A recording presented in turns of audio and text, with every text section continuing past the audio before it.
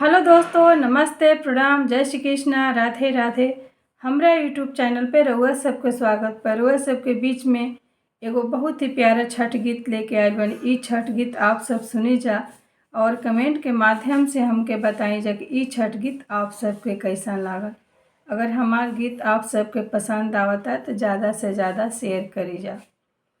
गंगा माई के ऊँची आररिया ओ पर चढ़लो न जाय, ओ पर चढ़लो न जाय। लिहिना कावना देव कुदरिया, घटिया दिहिना बनाय, घटिया दिहिना बनाय। पहिरीना कावना देव पियरिया, चलिया रघ दियाय, चलिया रघ दियाय।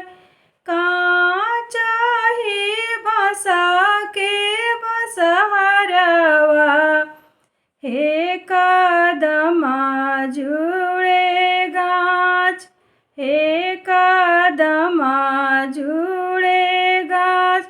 ताही बसहर सुतेले कावना देव, गोड़े मुड़े चादरी तान, गोड़े मुड़े चादरी तान।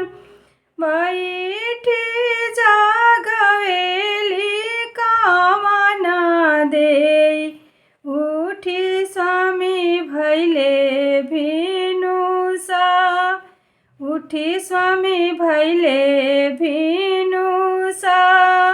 गैया दुहिना भिना सहारा, भैले अरघिया की बेर, भैले अरघिया की बेर।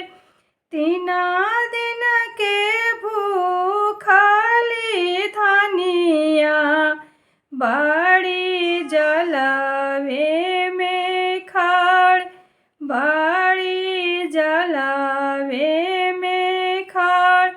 गंगा माई के ऊँची आररिया, ओ पर चढ़लो न जाय, ओ पर चढ़लो